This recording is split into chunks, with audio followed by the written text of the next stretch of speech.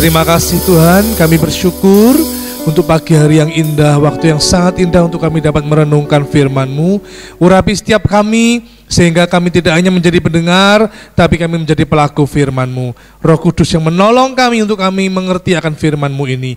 Terima kasih, kami sambut firman-Mu dalam nama Tuhan Yesus. Haleluya, amin. Puji Tuhan, silakan duduk. Shalom. Puji Tuhan ya, ketemu lagi saudaraku ya, puji Tuhan. Masih ingat saya? Enggak ingat saya enggak apa-apa, yang penting ingat Yesus ya. harus kalau tadi harus ingat. Saya terakhir ke sini tanggal 26 Maret 2002. Oh enggak deh. 26 Maret 2023. Jadi setahun lagi, seminggu pas 1 tahun lagi saudaraku ya. Saya lihat di YouTube tanggal GBI Sion Bangil 26 Maret 2023 saya khotbah tentang ukuran kesetiaan, dan puji Tuhan setahun kemudian kita berjumpa lagi. Saya lagi shalom. Semuanya semangat? Haleluya. Saya beri pendahuluan dulu ya. Ada penjual nangka sakit gigi. Wah, ternyata masih ada yang ingat. Masih ada. Saya memang sedang ngetes. Masih ada yang ingat enggak ya? Ternyata ada yang ingat artinya. Jadi setiap kali saya beri pantun, jemaat tanya apa? Nah gitu ya. Ada penjual nangka sakit gigi. Sudah kusangka pasti ketemu lagi. Ke dokter gigi lewat pasar kembang. Ketemu lagi dengan pendeta Bambang. Makan soto babat di kota Lamongan. Yang percaya Yesus hebat, ayo tepuk tangan. Haleluya. Udah ya? Udah, pantunnya hanya selingan. Yuk kita masuk dalam firman Tuhan, kita buka dalam Daniel pasal 3 ayat 26 sampai dengan ayat 30. Daniel pasal 3 ayat 26 sampai dengan 30. Jadi ceritanya di Babel itu ada seorang raja bernama Nebukadnezar, dia membuat patung emas. Patungnya menyerupai dirinya. Jadi patungnya Nebukadnezar tapi dari emas. Semua orang, seluruh rakyat, seluruh pejabat disuruh menyembah patung itu. Kita tahu kisah itu saudaraku ya, di sekolah minggu kita sudah sering dengar itu. Tapi ada 3 orang, yaitu Sadrak, Mesak, Abednego tidak mau menyembah patung itu. Nah, lalu apa yang terjadi? Di ending ceritanya, ini saya langsung ending ceritanya, kita baca bersama-sama. Saya ayat 26, saudara ayat 27, saya 28, kita bergantian. Lalu Nebukadnezar mendekati pintu perapian yang bernyala-nyala itu. Berkatalah ia, Sadrak, Mesak, dan Abednego, hamba-hamba Allah yang maha tinggi, keluarlah dan datanglah kemari. Lalu keluarlah Sadrak, Mesak, dan Abednego dari api itu. 1, 2, 3. Dan para penguasa, menteri raja, datang berkumpul.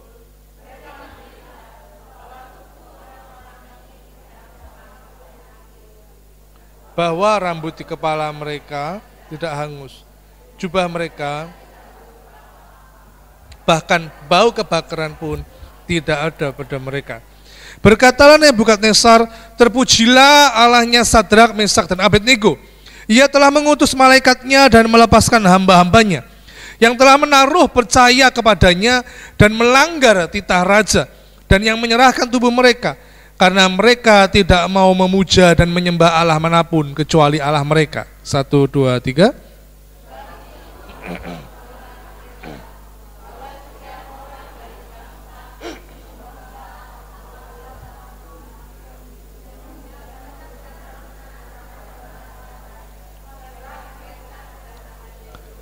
Akan dipenggal-penggal dan rumahnya akan dirobohkan, karena tidak ada yang lain yang dapat melepaskan. Ayat 30 kita baca bersama, 1, 2, 3. Lalu raja memberikan kedudukan tinggi kepada Sadrak, Mesak, dan Abednego di wilayah Babel. Saudara, kita tahu kisahnya bagaimana yang tidak menyembah patung Nebukadnezar akan dimasukkan ke dalam dapur perapian. Dan ternyata Sadrak, Mesak, Abednego tidak menyembah patung itu dan akhirnya dimasukkan dan terjadi mujizat. Pada endingnya, akhirnya di ayat 30 dikatakan raja memberikan kedudukan tinggi kepada Sadrak, Mesak, Abednego di wilayah Babel. Di sini ada yang namanya Sadrak? Tidak ada. Mesak ada? Ada nggak yang namanya Abednego? Saya punya teman saudaraku ya, jadi ini orang Jombang. punya 3 anak, anak laki-laki semua, namanya, kok saudara yakin langsung namanya itu? Iya loh saudara, saya heran, ada di Jombang, di desa namanya Desa Ngoro, 3 orang laki-laki, anaknya laki-laki semua dikasih nama Sadrak, Mesak, Abednego. Kok yo pas gitu ya? Saya mikir begini, saya tidak bisa bayangkan misalnya ya, anak pertama lahir, laki-laki, sama dia dikasih nama Sadrak. Lalu berapa tahun berikutnya, lahir berikutnya anak kedua, dan papanya ngasih nama Mesak gitu ya. Terus anak ketiga kan belum tahu ini laki atau perempuan, kan belum tahu kan. Seandainya perempuan terus kasih nama apa? Untungnya kok yo pas laki gitu loh. Jadi pas Sadrak, Mesak, Abednego.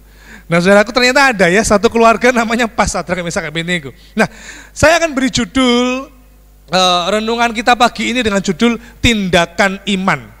Katakan sama-sama 1, 2, 3, tindakan iman. Semua orang pasti ingin dapat mujizat, pasti saya pun juga ingin. Dapat kenaikan jabatan, dapat pertolongan Tuhan, dapat perkara-perkara yang luar biasa. Seperti Sadrak, Mesak, Abednego, mereka mendapatkan kedudukan yang tinggi. Bahkan raja sendiri mengeluarkan titah, perintah. Kalau ada orang yang menghina Allahnya, saya singkat ya, SMA, Sadrak, Mesak, Abednego, ya supaya nggak terlalu panjang. Siapa yang menghina Allahnya SMA, maka akan dipenggal-penggal dan rumahnya akan dirobohkan. Ini promosi dari Tuhan. Sekali lagi, saya percaya setiap kita butuh mujizat. Makanya perlu tindakan iman. Lah apa yang tindakan iman, apa yang dilakukan oleh SMA ini, sehingga mereka mendapatkan pertolongan Tuhan, sehingga mereka mendapatkan mujizat Tuhan, sehingga raja memberikan kedudukan yang tinggi. Mungkin hari-hari ini ekonomi kita lagi carut marut, ya, apalagi harga beras, naik saudaraku ya, sudah harga berasnya naik, harga telur tidak turun-turun. Berapa harga telur ya? 32, 30. Kapan ini masih 27, 28, ini 30 ya. Wah ini harga beras masih ada 65, sekarang 90 saudaraku. Ya, makanya di Surabaya begitu ada beras-beras apa itu, bantuan pemerintah itu ya, diserbu habis. Ya, nah saudaraku, banyak nanti akan terjadi peningkatan, kenaikan harga yang lain. Belum ini yang kita yang anak-anaknya masih sekolah. Aduh, uang sekolah, belum nanti uang listrik, katanya juga ada pajak akan dinaikkan. Saudaraku, kita semua mengalami masalah. Masalah kita memang berbeda-beda, tapi kita punya Tuhan yang sama, Tuhan Yesus yang hidup berkuasa selamanya. Amin. Saudara, bagaimana, apa tindakannya Sadrak, Mesak, Abednego sehingga mereka mendapatkan mujizat? Yang pertama, mari kita lihat di dalam Daniel pasal 3 ayat 16 sampai 18. Daniel pasal 3 ayat 16 sampai 18.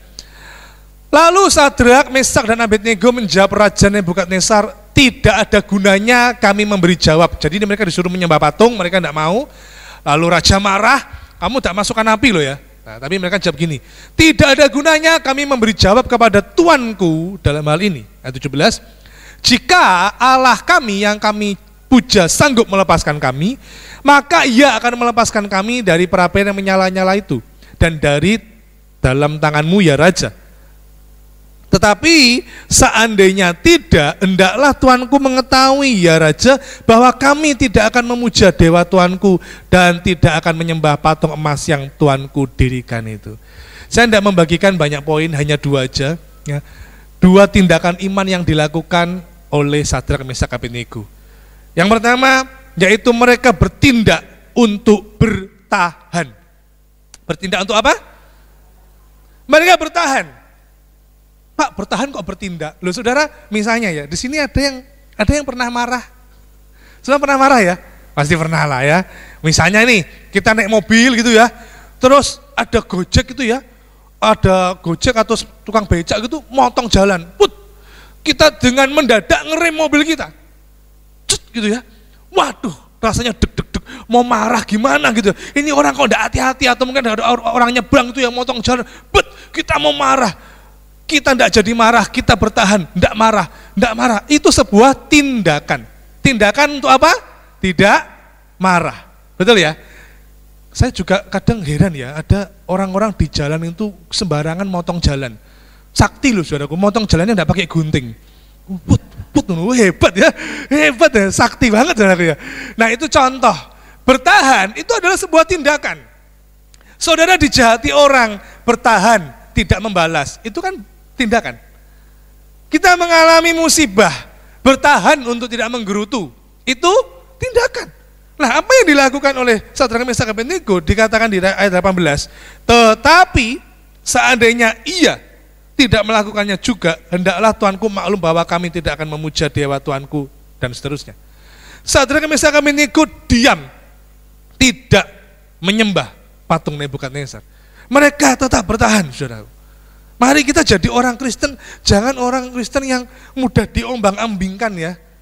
Nanti ada gosip apa ikut ke sana, nanti ada godaan apa ikut godaan ke sana, nanti yang sana berbuat dosa ikut berbuat dosa, nanti yang sana begini ikut begini. Punya pendirian, tetap bertahan, ikut Yesus ya ikut Yesus, sekali ikut Yesus selamanya Yesus. Makanya jadi orang Kristen itu seperti peribahasa ya, jangan sampai terombang-ambing, tidak punya pendirian. Peribahasanya apa? Seperti air di daun cincau. Seperti air di daun talas ya, bukan di daun cincau Pak, kalau es cincau enak. Seperti air di daun talas, diombang-ambingkan saudara. Apalagi dalam kondisi sulit. Sadrak Mesak Abednego dalam kondisi yang sangat sulit. Mereka setia untuk bertahan, setia kepada Allahnya, bukan menyembah patung Nebukadnezar. Kita dalam kondisi yang diberkati gampang untuk setia, bertahan, gampang. Kita dalam kondisi yang semuanya baik, wah gampang untuk bertahan. Saudara, ada yang suka sepak bola? Sepak bola itu kalau misalnya kan ada penjaga gawangnya. Tapi kalau misalnya tidak pernah diserang nih, penjaga gawangnya santai aja. Ini apakah bisa dikatakan penjaga gawang yang bertahan? Tidak bisa, tidak pernah diserang kok. Bahkan itu ada istilahnya kalau di sepak bola ada penyerang, terus ada yang tengah, ada yang back membantu penjaga gawang untuk bertahan. Nggak pernah diserang, yang tidak bisa dikatakan bertahan. Justru kita ini bertahan kalau pas ada serangan. Kalau tidak ada ujian, tidak ada serangan, tidak ada masalah, bagaimana bisa membuktikan saudara dan saya orang yang bertahan? Tetaplah bertahan seperti Sadrak Mesak Abednego. Saudara, untuk setia, kita terus bertahan untuk tetap setia. Amin. Untuk tetap suka ibadah, memuji, menyembah Tuhan, kita terus bertahan untuk terus suka memuji, menyembah Tuhan. Kan seperti tadi lagunya, hanya Engkau, apa? Pribadi, tapi yang endingnya itu yang luar biasa, tinggal dalam apa? Indahnya dekapan kasih-Mu. Tidak gampang loh saudara, tidak gampang. Masalah berat, aduh, diajak ke gereja aja susahnya minta ampun gitu saudaraku ya. Masalahnya tambah rumit, diajak doa, aduh, susahnya minta ampun saudaraku ya. Ini belum kayak Sadrak Mesak Abednego, diancam dimasukkan dapur perapian loh, belum ini. Saya miris ya, berapa hari yang lalu mendapatkan berita di Jakarta. Aduh miris sekali ya, selama ini saya tahu ada artis, aktor, atau juga orang-orang lain yang bunuh diri itu saudaraku ya. Lompat di gedung lah, minum racun lah dan sebagainya. Biasanya dilakukan seorang diri. Tapi di Jakarta kemarin, sekeluarga. Dan mirisnya mereka lompat dari apartemen itu tangannya terikat ya. Karena memang bersama-sama lompat, dan kita lihat di berita itu bagaimana lewat CCTV, papahnya mencium istrinya, mencium anak-anaknya. Saya melihat itu tuh tidak sanggup untuk memikirkan, membayangkan gimana, kok seperti itu loh. Ya apa itu? Kita bukan orang-orang yang demikian, amin. Ini orang-orang yang harusnya kita ini orang-orang yang terus bertahan. Ada beberapa motif ya, bunuh diri menurut beberapa motif yang sekarang karena terlilit hutang. Saudara, mama saya juga pernah terlilit hutang. Sangat besar, tahun 90-an. Sangat besar. Rumah 3 habis, dijual semua. Dari rumah di kota, pindah di desa. Itu pun ngontrak dan dikontrakkan orang. Bayangkan ya, punya rumah 3, gede-gede. Gedung-gedung semua, punya mobil, wes pokoknya lengkap deh. Rumahnya lantai 2, wes pokoknya lengkap. Kaya, tapi habis. pindah ke desa, rumahnya jelek, ngontrak, tapi ngontraknya dikontrakkan orang lain, karena enggak mampu, benar-benar miskin. Tapi akhirnya hutang itu ya terlunaskan. Saudara, saya nggak akan cerita panjang lebar soal itu, kapan-kapan aja, karena saya mau fokus kembali ke Sadrak, Mesak, Abednego. Jangan hanya karena hutang, jangan hanya karena sakit yang belum sembuh, jangan hanya karena tekanan himpitan ekonomi, kita tidak lagi bertahan, kita tidak lagi setia, dan kita memilih jalur-jalur lain, kita memilih percaya kepada yang lain, kita memilih mengandalkan kekuatan manusia, bukan kekuatannya Tuhan, dan kita melakukan berbagai macam cara yang menyakiti hatinya Tuhan. Ini bukan orang yang bertahan.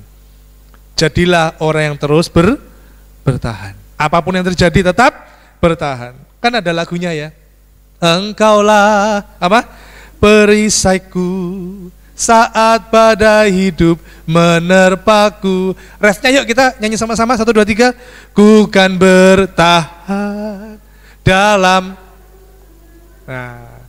dengan kekuatan yang kau berikan. Saudara dan saya tidak sendiri.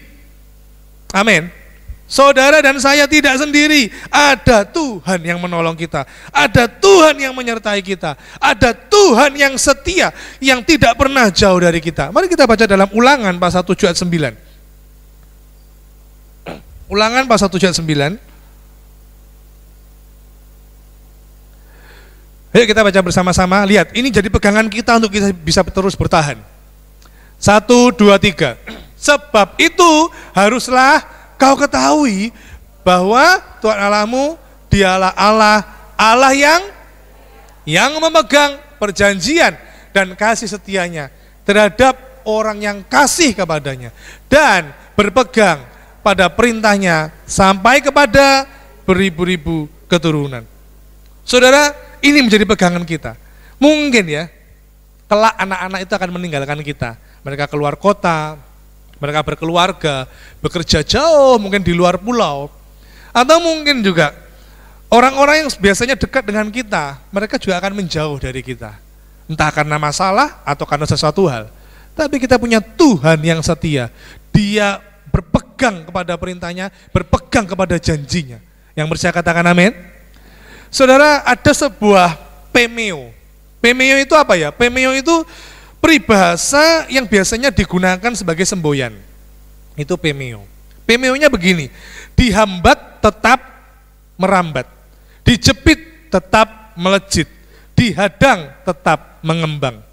Orang Kristen, kita yang percaya kepada Tuhan, terus setia untuk bertahan. Dihambat tetap merambat, dijepit tetap melejit, dihadang tetap mengembang. Yuk, ulangi sama-sama dengan saya.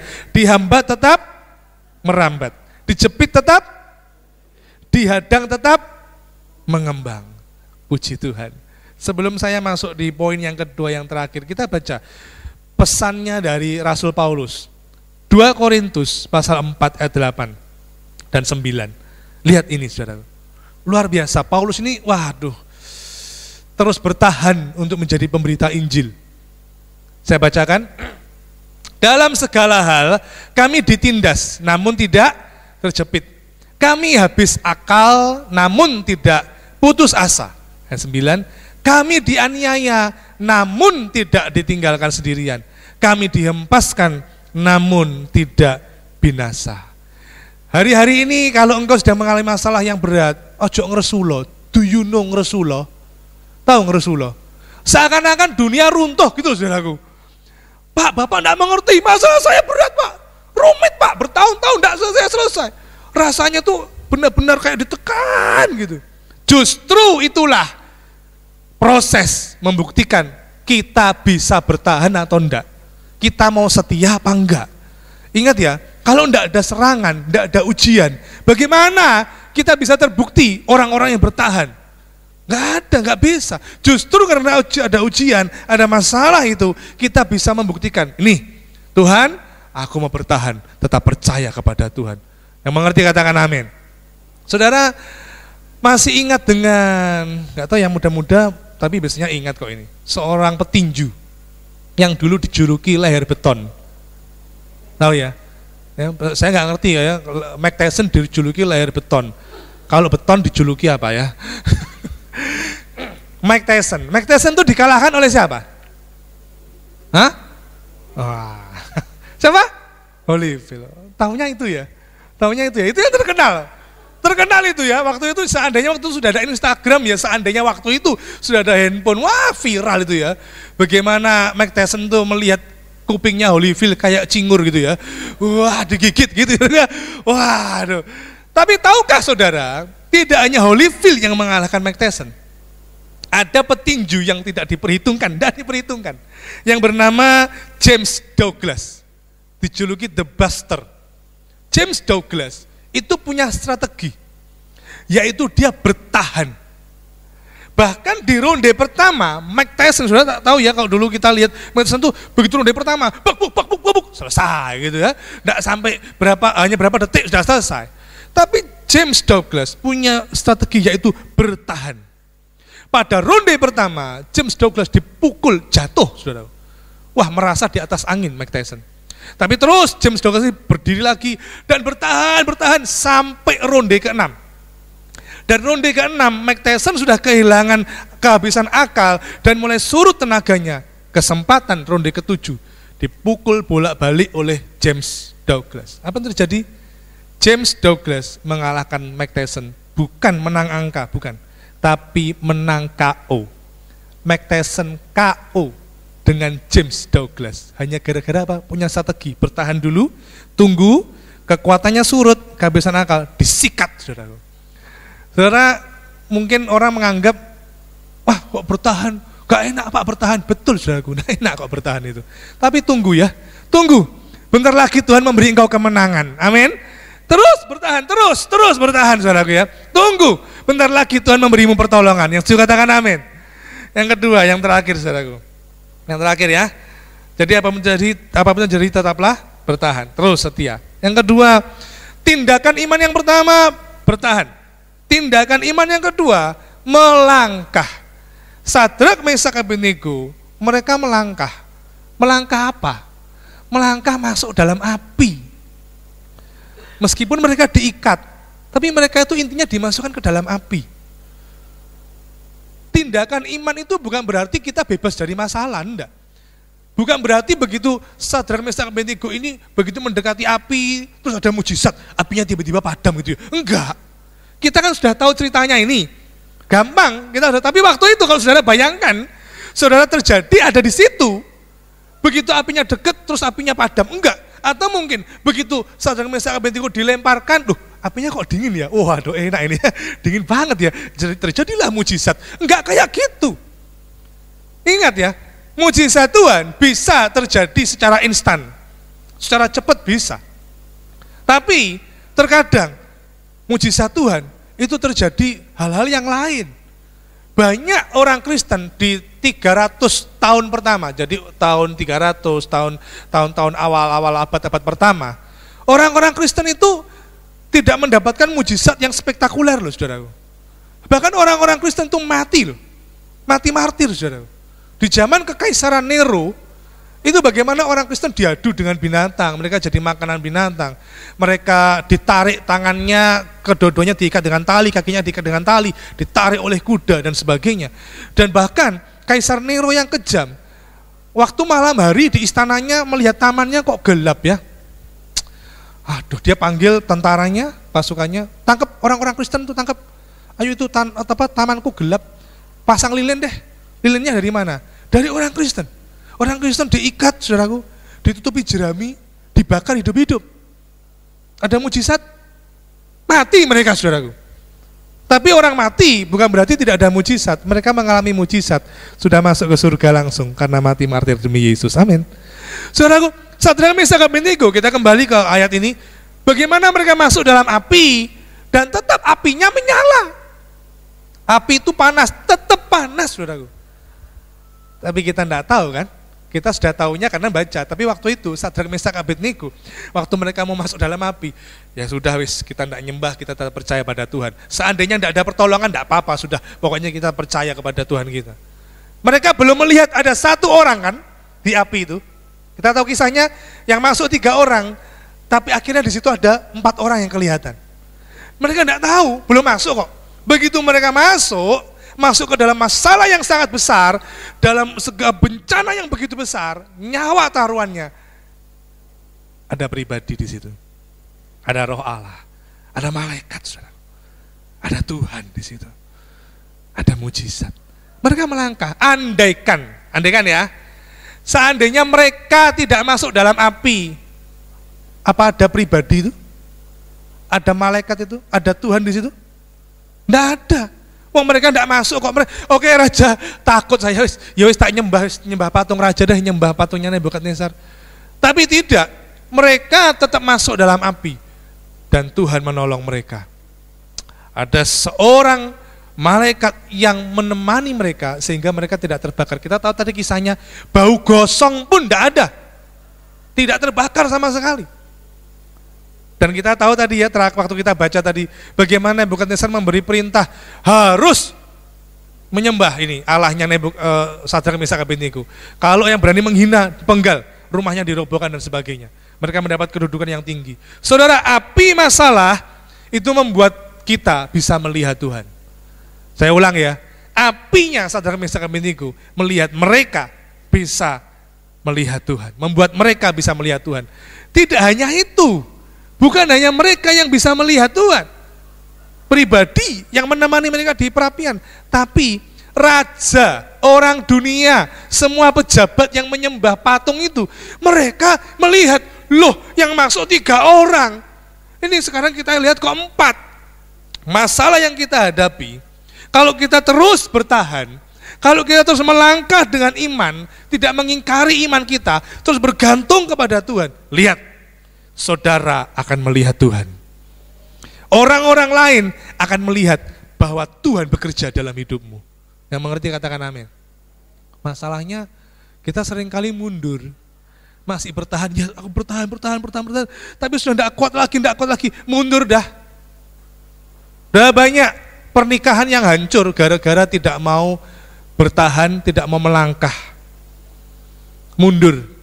Akhirnya hancur, saudara, pernikahan itu, keluarga itu hancur. Berapa banyak perusahaan yang gagal, carut marut, bangkrut, karena tidak mau bertahan, tidak mau melangkah percaya dengan Tuhan, sehingga mereka memilih cara yang lain yang menyakiti hatinya Tuhan. Ya hancur, saudara. Tapi kalau kita terus melangkah, yang luar biasa adalah kita akan melihat Tuhan, dan orang lain juga akan melihat Tuhan ada dalam hidup kita. Saudaraku, mari kita baca dalam Daniel pasal 3 ayat 25 sampai ayat 23 sampai 25. Daniel pasal 3 23 sampai 25. Mari kita baca bersama ya. 1 2 3. Tetapi ketiga orang itu, yakni Sadrak, Mesak, dan Abednego, jatuh ke dalam perapian yang menyala-nyala itu dengan terikat. Kemudian terkejutlah Raja Nebukadnezar, lalu bangun dengan segera, berkatalah ia kepada menterinya, bukankah 3 orang yang telah kita campakkan dengan terikat ke dalam api itu? Jawab mereka kepada Raja, benar ya Raja. Ayat 25 kita baca bersama, 1 2 3. Katanya, tetapi ada 4 orang kulihat berjalan-jalan dengan bebas di tengah-tengah api itu. Mereka tidak terluka. Dan keempatnya itu rupanya.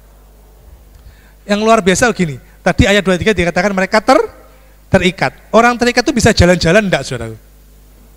Terikatnya bukan gini loh, ya kakinya diikat, enggak bisa jalan-jalan. Tapi mereka di dalam perapian bisa jalan-jalan. Seandainya ya, itu saudara misalkan Mintigo bawa sangu sate gitu, bakar sate sekalian di situ. Seandainya sangu sate, saudaraku ya, tapi kan enggak. Itu artinya apa? Tali mereka gosong, tali mereka terbakar, mereka jalan-jalan, saudaraku ya. Rundingan ya, apa setelah ini mau minum kopi di kafe mana nih? Mereka jalan-jalan, tapi yang luar biasa mereka, tubuh mereka, baju mereka, rambut mereka pun tidak bau gosong, saudara. Bahkan dikatakan dan keempat itu rupanya seperti anak dewa. Ya saudara, ayo kita melangkah, ya terus bertahan. Saudara, kadang yang membuat kita sukar melangkah, kita tidak mau melangkah, itu karena omongan orang lain. Kadang juga karena ada sebuah peristiwa yang membuat kita trauma dan sebagainya. Saya bersyukur ya, Saya beberapa tahun yang lalu, kan saya terakhir Maret 2023. 2023 Maret, lalu saya mengalami bulan April ya. Maret sudah agak ada tanda-tanda, ya. Maret itu ada tanda-tanda, lalu April sudah mulai terasa lebih nyeri. Sakit apa? Sakit di pergelangan tangan, saudaraku. Jadi coba ikuti saya ya. Coba angka 1 itu gimana jarinya? 1. Ayo semuanya, belum semua. Ayo. Angka 1 yuk, 1. Oke. 3. 4. 4 gini semua ya? Nggak ada ya 4 yang gini ya? Nggak ada atau 4 yang gini? 4 semua gini ya? Nah, saya nggak bisa. Angka 4 gini saya nggak bisa. Sakitnya, waduh, amit-amit jabang baby. Sakit sekali. Bulan Maret itu sudah ada tanda-tanda. Tapi saya diemin. April menjadi-jadi. Waduh sakit, jadi ini diginiin sakit nih. Jempolnya tidak bisa ditekuk gini, tidak bisa. Sangat tidak bisa, yang tangan kiri. Jadi harus gini, tidak bisa. Saudara. Kenapa ya? Saya kasih diolesi krim, kasih koyo, krim, minyak. Habis berapa botol, habis berapa koyok merek ini, tidak sembuh. Sakit, saudaraku. Apalagi kalau kesenggol, ini ya daerah sini, kesenggol, wah, perihnya, pedihnya, aduh, amit-amit jabang, baby. Sakit. Waduh, apalagi kalau pas tidur kita bisa tidur kan namanya orang tidur kan alien ya, miring ke kiri, ini, begitu miring ke kanan, kesentuh guling, dek, sakitnya, ini sakit apa sih sebenarnya? Saya ke dokter syaraf, ya bulan April ke dokter syaraf, lalu begitu sampai rumah saya diberi obat, saya cek, saya lihat obatnya ini obat apa gitu ya, saya lihat, loh kok salah satunya ada obat tidur, lah, kenapa saya dikasih obat tidur, saya bisa tidur, ini loh yang sakit, bukan saya tidak bisa tidur loh. Memang, saya itu tidak bisa tidur kalau tidak merem, betul itu, betul ya, betul, saya nggak bisa tidur kalau tidak merem, saudara sama ya. Akhirnya saya tidak minum, ya itu obat tidur itu bahaya, ketergantungan nanti, saya tidak minum. 2 minggu berikutnya saya kontrol lagi, saya bilang masih sakit, ya udah dikasih obat yang lain. Saya cek di rumah, kasih obat penenang, loh saya tidak gila loh, kasih obat penenang loh saudara. Ayo ya apa lu sudah, piye toh iki, waduh, saya tidak minum, lalu saya kesana lagi, dokternya sudah ini aja pak, di fisioterapi aja ya, oh ya sudahlah fisioterapi itu semacam ada lempengan gitu ya, ditaruh di sini, ya 2 gini, terus dipencet kayak nyetrum, pertama saya kaget, kaget, kok gini rasanya ya, terus pertemuan pertama, fisioterapi pertama, nggak ada perubahan. Kedua, nggak ada perubahan. Yang ketiga, saya cek alatnya itu ya. Orang sebelah saya juga fisioterapi. Orang sebelah saya kekuatannya, getarannya itu, setrumannya itu 14. Saya 15 kalau tidak salah. Nggak terasa. Saya bilang, tolong dinaikkan deh. Jadi 20. Sebelah saya 14, saya 20. Tremor aku. Sampai 8 kali tidak ada perubahan, yang berubah adalah jari saya. Gosong, betul itu loh. Betul, gosong loh. Saya tuh pertama-tama itu, ini kenapa ya, sini saya ini gosong, dadaku gosong ini. Waduh kenapa kok gosong? Saya ingat dulu enggak gini, sejak kapan gosong? Oh sejak di setrum itu, enggak sembuh juga. Tapi saya terus berdoa, saya terus berharap sama Tuhan ya. Saya ini kisah saya ini saya tutup sebagai penutup khotbah ya. Jadi ada berapa poin? 2 poin. Tindakan imannya yang pertama apa? Bertahan. Ya, terus ikut Yesus, setia. Apapun terjadi tetap bertahan. Yang kedua apa? Melangkah. Tuhan nyuruh kita melangkah apa? Ya itu lakukan. Melangkah sudah. Lakukan. Nah, ini saya tutup khotbah saya. Jadi begini, waduh enggak sembuh ini. Akhirnya ada teman saya bilang gini, coba di sana ada semacam pengobatan, bukan dukun, bukan, tapi pengobatan kayak sinsai gitulah saudaraku ya, semacam itulah, dipijat ini ya, dia bisa mengobati leher lah, bisa mijit leher lah, bisa kaki lah, macam-macam lah, dari segala macam tulang itu dia bisa, katanya begitu. Nah saya tanya sama teman saya, antri apa enggak? Wah antri, alah moh aku males deh antri gitu. Terus, tempatnya mana? Itu deket Pak Bambang sama rumahmu. Wes toh, mau ndak nomor WA? Ndak lah, antri. Ya apa sih daftar gitu? Ya harus daftar dulu, nanti dapat nomor berapa gitu. Kadang sampai 2 jam loh antri Pak Bambang. Mau ndak? Enggak ah. Males aku lihat antri gitu terus. Yang nunggunya itu saudaraku ya, aduh. Saya tanya, bayar berapa? Sukarela Pak Bambang. Nomornya berapa tadi? Berapa nomornya? Langsung. Orang Indonesia kan suka yang sukarela gitu ya, seikhlasnya gitu loh.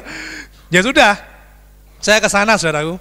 Saya ke sana, begitu saya ke sana bener antri, sebelumnya sudah daftar via WA. Begitu giliran saya masuk, pertama pijat leher lah, kaki lah, bla bla kayak pijat biasa. Terus berikutnya, yang mana Pak yang sakit? Yang sini loh. Wah gitu. Sama dia dipejet, sakitnya. Lah mau kesentuh guling aja loh sakit. Ini sama dia dipencet pininya saya. Jewerit saya saudaraku. Sebentar Pak ya, ini kayaknya nggak bisa pakai tangan saya ini pincetnya, pakai alat. Dia memuncah semacam kabelnya gini ya. Ya tahu, sudah tahu kan? Kabel gini, ini ada pendulum. Saya pegang ini, dipegang ya Pak, pendulum besinya dipegang. Oke, saya pegang. Kabelnya dihubungkan semacam kayak obeng. Halo, guyu dulu, saya kok tertawa dulu. Kayak obeng, ini semacam solder, tapi bukan solder ya, obeng itu. Oke Pak ya, tahan ya, dipegang itu. Disentuh, enggak ditekan loh ya, disentuh ke sini loh. Saya jeworit saudaraku, kewaras. Jeworit saya, aduh. Berkali-kali saya ditemani istri saya. Itu saya sampai aduh sakno ki bojoku rek. Iki apa iki? Enggak hanya di sini loh dia menyentuhnya. Di jari sampai di sini loh disentuh. Disetrumi saya saudaraku. Jeworit jerit. Sorry. Meskipun saya pendeta, kalau jerit enggak mungkin mengeluarkan ayat Alkitab. Gitu. Jadi dia gitu. Enggak mungkin saya jerit, Mazmur pasal 23, gembalaku adalah yang baik. Kan enggak mungkin itu. Enggak mungkin dipencet jerit terus saya nyanyi, hanya engkau pribadi. Ya enggak mungkin. Saya jerit sampai cukup lama, sangat lama saudaraku. Sampai akhirnya saya enggak betah. Saya sampai dorong orangnya. Sudah, saya menurut, sudah, cukup. Saya bilang gitu. Marah saya, cukup, sudah. Dia bilang gini, gimana Pak, enakan? Enggak. Aduh, saya berpikir positif aja lah. Berpikir positif, apa? Seikhlasnya. Saya bayar, tapi seikhlasnya gitu, saya bayar seikhlasnya. Udah, enggak sembuh. Begitu saya keluar dari tempat praktek itu, ada orang-orang lain yang giliran tuh, antri di depan. Mereka dengar teriakan saya. Mereka sudah melihat saya itu gini. Tadi bapak yang teriak-teriak. Iya. Sambil jalan gitu ya. Terus mereka pucet. Diapain Pak? Disetrum. Terus saya keluar saudaraku ya. Sambil gini tangan saya, aduh. Mereka sudah, saya enggak pusing udah. Biarin mereka ketakutan masuk dalam bola. Aduh, disetrum saudaraku. Aduh. Tidak sembuh. Tuhan itu punya cara yang ajaib. Ya, caranya sangat ajaib. Saya ketemu dengan teman saya ini datang ke rumah saya, teman saya. Biasanya sesama teman gini ya, kalau datang masa mbak mamahnya sih? Kan enggak ya? Kecuali kalau temannya masih SD ya, temannya masih SMP ya diantar sama mamanya gitu ya. Teman saya, seusia saya, datang ke rumah saya, bawa mamahnya. Mamanya ikut serta gitu ya, karena ada keperluan. Lihat saya itu pakai deker, tahu deker ya? Pakai deker, saya belibet gitu tangan saya. Dia bilang gini, mamanya lihat saya, Pak Bambang kenapa itu pergelangan tangannya? Sakit tante? Aduh ini gak bisa. Waduh gampang Pak Bambang. Loh gampang gimana sih? Dia keluar dari mobil, nunjukin tangannya. Loh tanganku juga, tapi tanganku sudah sembuh Pak Bambang. Loh kok bisa tante? Sini Pak Bambang, dikasih alamat. Ini nama dokter ini, dokter ortopedi di rumah sakit ini. Oh gitu tante ya, yes kesana aja Pak Bambang. Itu loh saudara, cara Tuhan. Saya berdoa, saya bertahan Tuhan nemokno cara. Ini sudah berapa krim habis, berapa minyak botol habis. Ke dokter ini gak sembuh, fisioterapi gak sembuh. Kayak saya tadi ya gak sembuh. Tuhan tolong Tuhan, dipertemukan sama mamanya teman saya. Saya ke dokter itu, dokternya bilang gini, oh ini namanya Pak Bambang. Ada yang tahu nama penyakitnya? Ada yang tahu apa namanya? Nggak tahu. Bukan CTS ya. CTS itu adalah Carpal Tunnel Syndrome. Itu biasanya di jari-jari. Carpal Tunnel Syndrome. Bukan. Ini di pergelangan tangan namanya De Quervain tenosynovitis. Ada yang bisa ngulang? Apa namanya? De Quervain tenosynovitis. Cek aja di Google. Betul. Dokternya begitu nyentuh saya, aduh sakit dok. Nah ini namanya Pak Bambang, De Quervain tenosynovitis. Waktu itu pertama saya juga sulit ngafal. De Quervain tenosynovitis. Tapi begitu selesai, saya sudah sembuh, teman-teman tanya. Begitu ketemu saya, teman-teman saya tanya, Pak Bambang, ya apa? Kok sakit apa itu? Oh, namanya saya cek di Google. De Quervain tenosynovitis. Besoknya ketemu teman lagi, Pak Bambang, sakit apa itu tangannya? Oh, De Quervain tenosynovitis. Jadi setiap kali ketemu teman, tanyaannya itu pertanyaannya. Mereka jadi wartawan, tanya apa? Saya mikir gini, daripada saya bolak-balik buka HP, ndak hafal, wes tak tulis di sini ya wes, pakai papan gitu ya. De Quervain tenosynovitis. Pak Bambang sakit apa? Sakit apa? Itu. Oh ini gampang Pak Bambang, dokternya bilang gini. Ini adalah penebalan otot. Jadi kalau orang memar, abuh, do you know abuh? Abuh tahu ya, abuh. Abuh itu biasanya dipakai untuk lauk, nasi pakai abuh. Oh, enak itu. Abuh ayam, abuh sapi. Ya itu. Maaf ya, kadung guyon bisa kebablasan ya. Ya, sebentar lagi saya selesai saudaraku ya. Itu abuh atau memarnya itu di dalam, nggak kelihatan. Di dalam ototnya memar, membengkak. Begitu membengkak kan melebar gitu, bersentuhan dengan otot yang lain. Otot itu kan tipis saudaraku, bersentuhan lengket, sehingga sakit. Nggak mau gini nggak bisa, karena otot yang lain itu ketarik juga. Dan memarnya di dalam, maka harus dioperasi. Bius total, saya dioperasi, ini ada bekasnya saudaraku. Dioperasi, wah kisahnya di dalam ruang operasi juga unik saudara, cuma jamnya sudah mepet ya. Saya tidak bisa melanjutkan, jamnya sudah mepet tembok. Gitu. Ya intinya setelah dioperasi sembuh. Puji Tuhan, oh terima kasih Tuhan, haleluya. Puji Tuhan, itu bulan Juni. Saya undang pemusik maju ke depan, sedikit lagi silakan pemusik maju ke depan. Bulan September, tangan kanan iri. Bulan September itu loh, tangan kanan kalau mau bicara, dia bicara gini, tangan kiri yang disentuh terus, tangan kiri yang diperhatikan, tangan kanan kok enggak. Dan sudah tahu, tangan kanan saya juga kena De Quervain tenosynovitis, ini ada bekasnya operasi. Sakit juga. Yang luar biasa adalah saya tidak mau menunjukkan sakit, saya kalau sakit tidak mau saya tunjukkan sudah. Ya sudah, dia Tuhan yang tahu. Ya, jadi waktu saya di gereja bulan September, saya pelayanan, selesai ibadah sama gembala begini, Pak Bambang ke depan, orang lain tidak tahu, Pak Bambang ke depan ya, nyalami jemaat. Tangan kanan saya lagi sakit. Oh iya gitu. Nyalami jemaat itu paling gini ya, paling hanya oh iya gitu. Sudah ternyata jemaat itu memberi salam itu luar biasa loh ya. Model-modelnya itu luar biasa. Ada yang hanya begini, Shalom, oke ya. Ada Shalom Pak, oke. Ada yang tos juga, oke. Nah ada juga yang salaman, ya, salamannya biasa. Ada yang begini, salaman model biasa. Gitu ya. Ada juga salaman yang normal, dipegang aja. Tapi yang luar biasa, ini ada jemaat mungkin suka fitness saudaraku ya. Jadi diremet tangan saya saudara. Diremet. Ya apa Pak Bambang kabarnya suwi gak ketemu loh Pak Bambang, diremet. Oh iya, baik. Baik, ya puji Tuhan, ya sedang memilih, sedang menggirono loh. Aduh, itu udah seberapa. Yang paling parah, tukang fitness, ini ahli fitness, terus juga supel, tahu supel?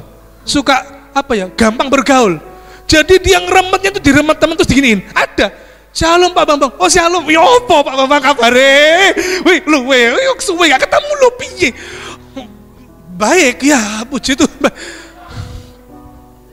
Saya pulang saudaraku, sakit tangan saya. Dan akhirnya akhir September, itu awal September, akhir September dioperasi juga. Sembuh saudaraku. Semua karena Tuhan, harus melewati. Bisa enggak kira-kira ya, kira-kira. Orang sakit, bisa enggak? Orang sakit, enggak usah operasi, terus tiba-tiba dapat mujizat sembuh, bisa? Bisa, sangat bisa. Banyak mujizat terjadi. Kanker, loh kok hilang ya kankernya? Ada. lumpuh, bisa jalan, bisa. Oh, Pak, itu kan zaman perjanjian baru, di kitab PL juga ada kitab. Loh, sekarang pun ada, bisa terjadi seperti itu. Jantung, jantungnya sakit, kok diperiksa sudah sehat jantungnya, bisa. Tapi ada kalanya juga Tuhan mengizinkan kita harus masuk ke dalam api. Seperti Sadrak, Mesak, Abednego, apinya tidak padam, mereka benar-benar masuk. Saya diizinkan Tuhan masuk ke dalam ruang operasi, dioperasi, saudara, tangan kanan dan kiri, seimbang sekarang. Dan saya disembuhkan oleh anugerah Tuhan. Tetap bertahan, yuk melangkah, tindakan imanmu, tunjukkan. Amin untuk firman Tuhan. Mari kita berdoa. Kami bersyukur Tuhan, Engkau luar biasa, Engkau baik. Tuhan menolong kami di masa-masa sulit, masa-masa yang sukar. Biar kami terus bertahan setia kepada Tuhan. Kami tidak mundur, kami terus melakukan firman-Mu dan terus melangkah bersama Yesus. Kami pasti memperoleh kemenangan.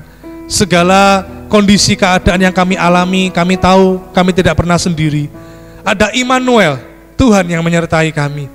Ajar kami Roh Kudus untuk kami sabar menantikan pertolongan Tuhan. Segala sesuatu indah Tuhan perbuat bagi kami. Hamba-Mu telah selesai menyampaikan firman-Mu.